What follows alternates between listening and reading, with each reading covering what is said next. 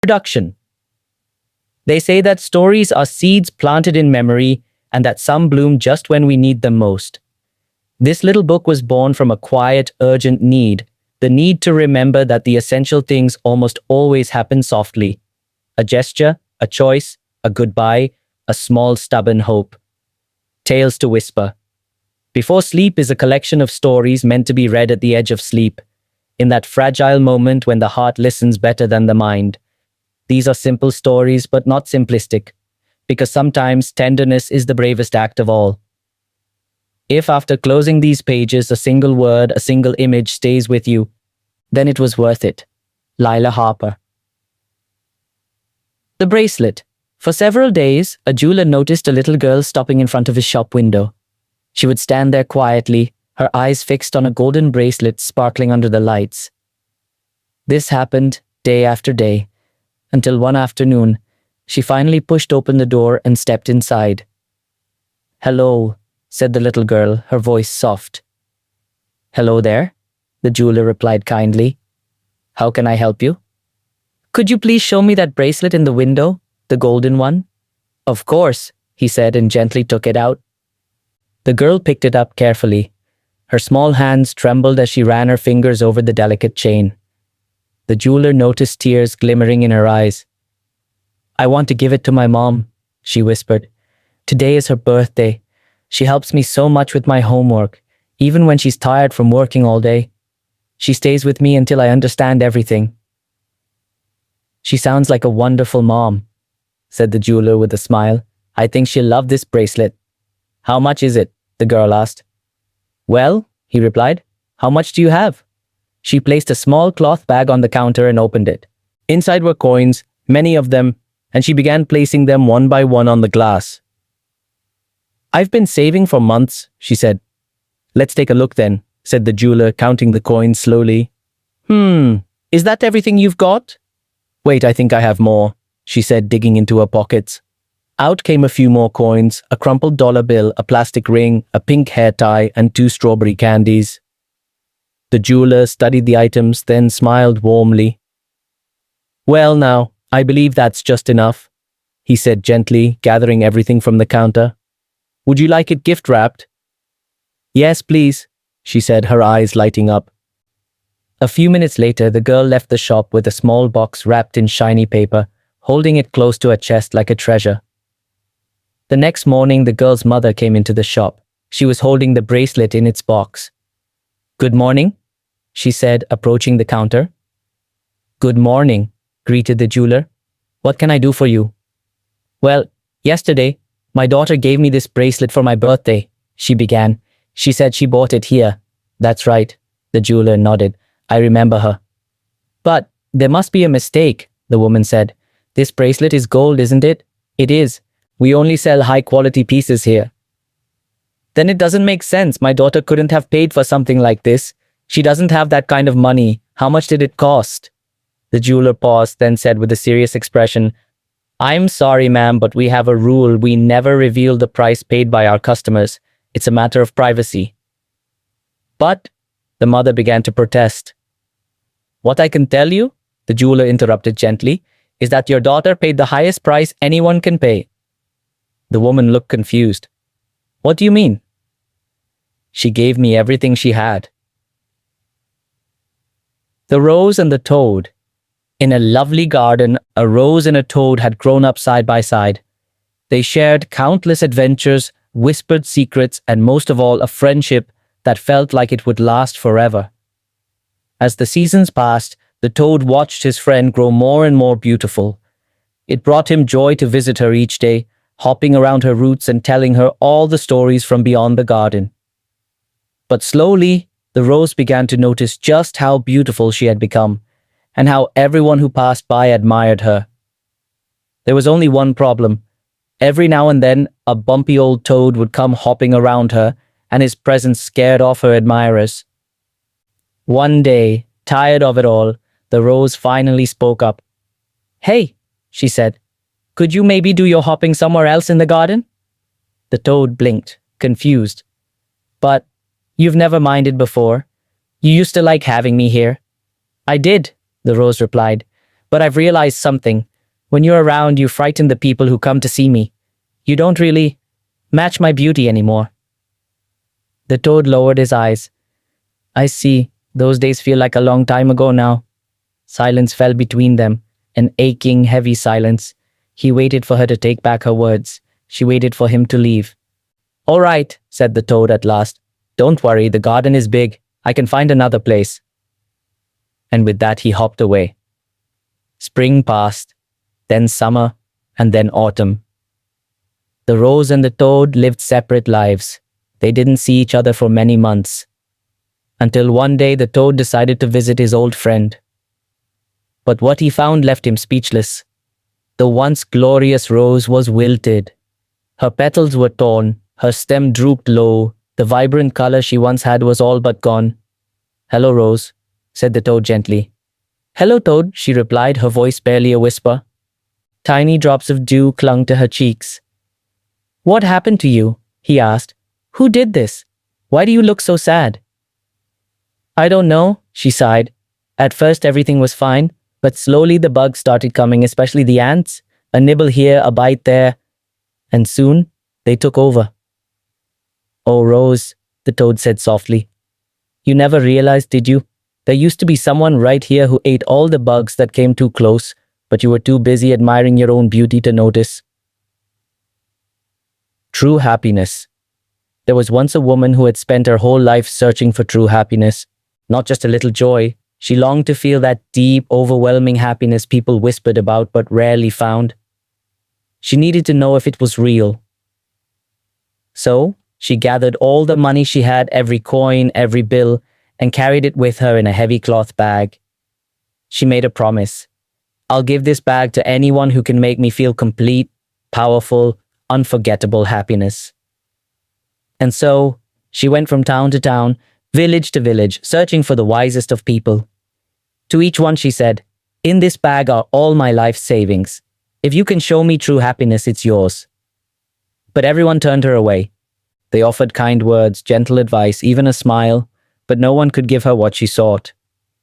Still, she didn't give up.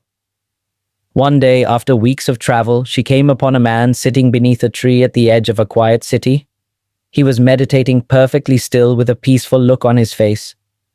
She thought, this must be a wise man. "Good morning, master," she said softly. The man opened his eyes slowly. "I'm sorry to disturb you," she continued, "but I've spent so long searching for someone who can help me feel real, complete happiness. I've brought all my savings in this bag, and I'll give it to anyone who can make me feel it." Without a word, the man jumped up, snatched the bag from her hands, and ran. The woman stood frozen in disbelief. Had a wise man really just stolen everything she had? Tears filled her eyes as she watched him disappear into the city beyond the gates. She ran after him, shouting, "My money, my money!" But it was no use. He was gone. All day long she searched. She ran through markets, asked in taverns, peeked behind stalls and buildings, but no one had seen a thing. When night fell, exhausted and heartbroken, she gave up and walked slowly toward the city gates. But just as she reached the edge of the road, she stopped.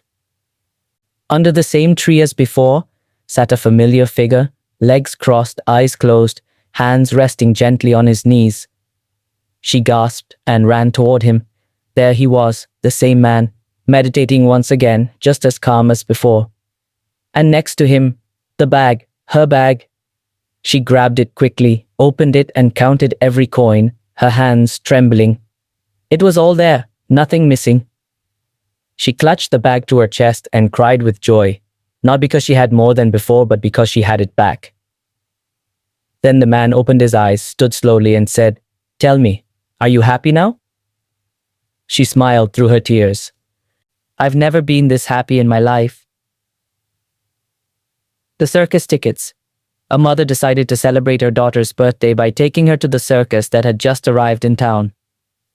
The little girl was bursting with excitement and a bit of pride too. She felt so grown up now that she was getting older. When they arrived, they walked straight to the ticket booth. "How much for 2 tickets?" the mother asked. We have two prices, the man replied.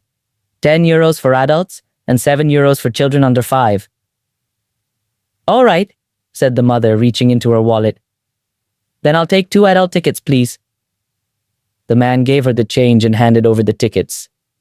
Then he leaned in and said, You know, ma'am, you could have saved €3. I wouldn't have noticed if your daughter was under 5. The mother smiled gently and replied, Yes, I know. You wouldn't have noticed, but she would. The starfish. One cold winter morning, a man went out for his usual walk along the beach, but this time something stopped him in his tracks.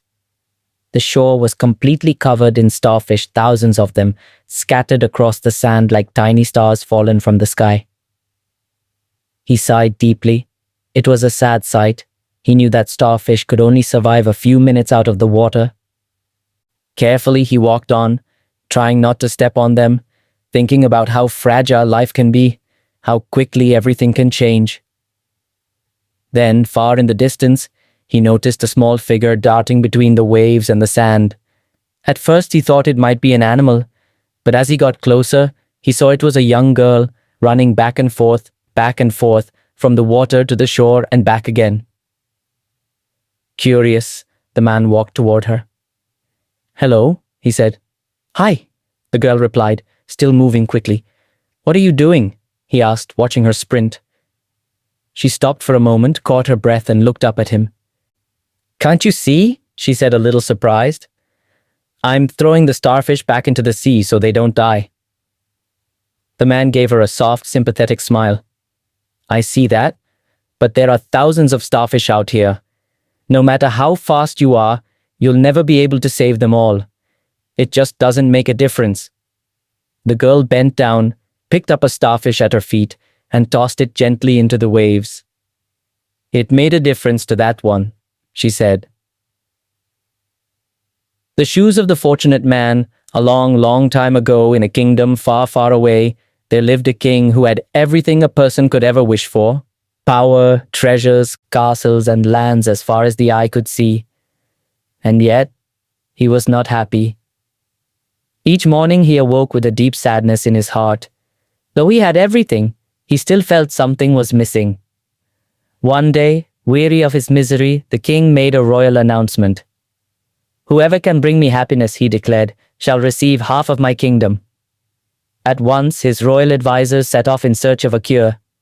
They summoned wise men and famous healers, powerful magicians and cheerful jesters, but nothing worked.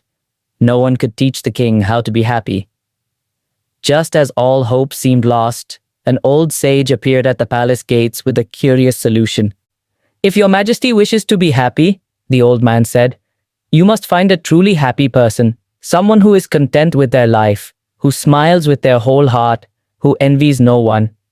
Once you find such a person, take their shoes and have the king wear them for one whole day. By morning, the sadness will be gone. The king, intrigued, gave the order at once. Messengers were sent across the entire kingdom to find this perfectly happy person.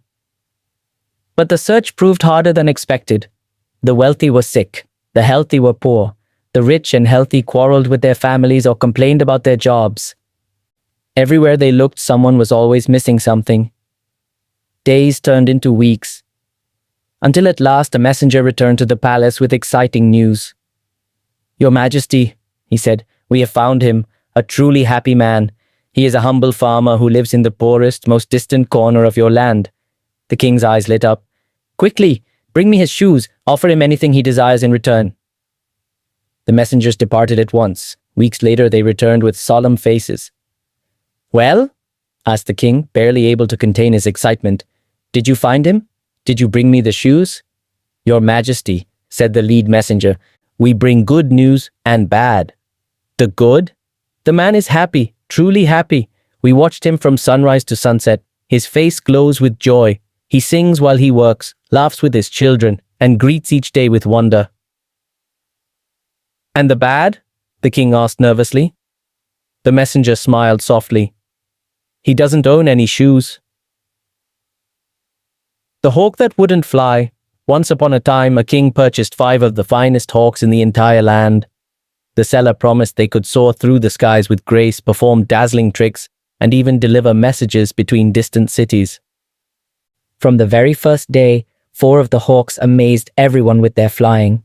They flew higher, faster, and more beautifully than the king had ever imagined, obeying their trainers perfectly. But one hawk did not fly at all.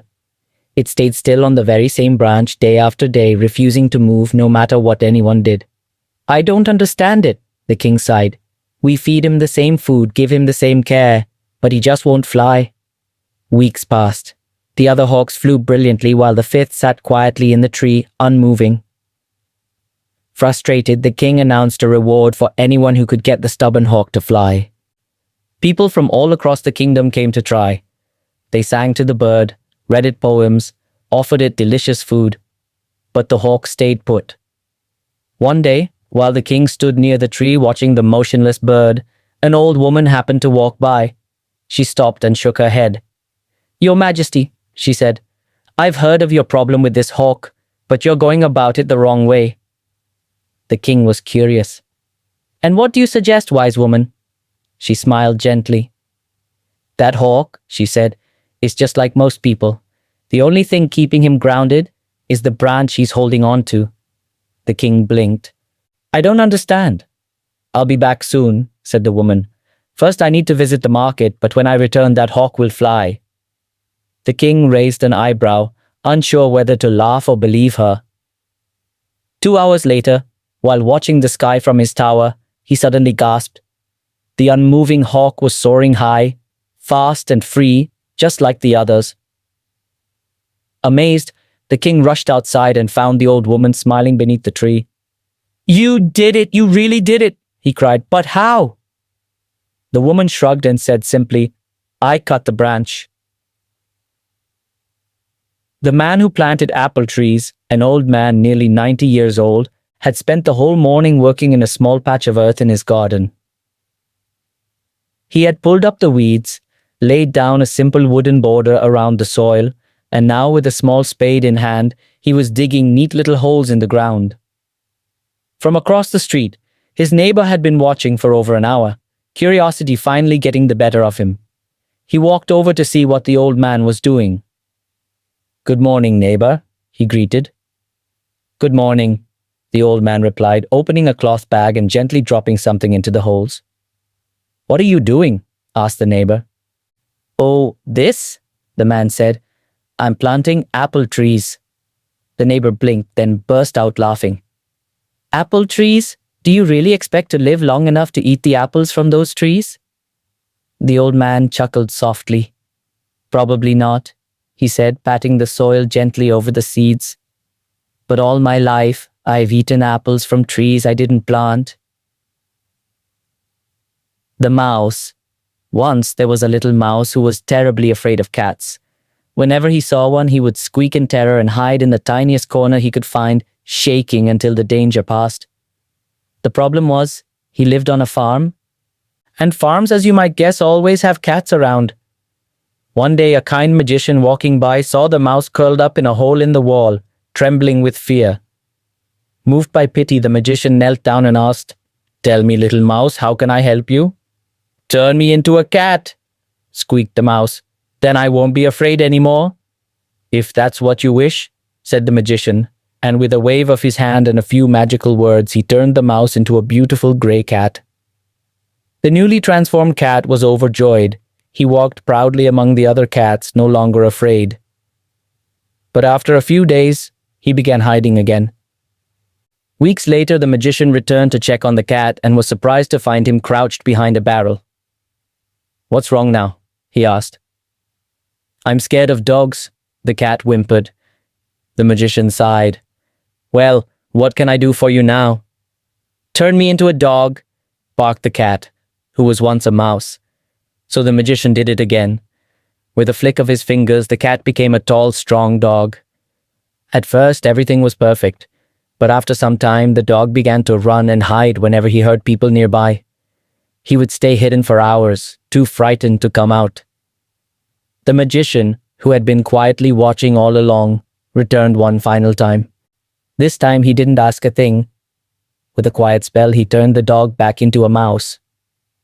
But why would you do that? The mouse protested. The magician looked kindly at him and said, because no matter what I turn you into, it won't matter. You still have the heart of a mouse. The boy who could do it. Two boys were skating across a frozen lake one chilly winter morning. They laughed, raced, and twirled on the smooth surface of the ice. But suddenly, crack! The ice broke beneath one of them and he plunged into the freezing water below. The current swept him several meters away, trapping him beneath the thick layer of ice. His friend began to scream for help, but no one came. Without wasting a second, the boy spotted a large rock on the shore. He grabbed it, ran back, and started hitting the ice with all his might.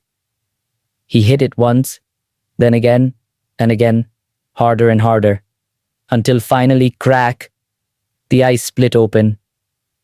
He reached through the gap, grabbed his friend's arm, and pulled him to safety. Minutes later, firefighters arrived, alerted by neighbors who'd heard the cries for help. They wrapped the boys in blankets and listened in awe as the story was told. How could a boy that small break through such thick ice? They murmured among themselves. It's impossible. His hands are too small. He's not strong enough. How did he do it? Just then, an old man who had been watching from nearby stepped forward. I know how he did it, he said. The firefighters turned to him surprised. How? The old man smiled softly and said, because there was no one there to tell him he couldn't. The Frog and the Scorpion. By the edge of a quiet lake lived a kind-hearted frog. She spent her days helping small creatures cross the water, mice, caterpillars, beetles, and all sorts of insects who couldn't swim. She would carry them gently on her back from one shore to the other.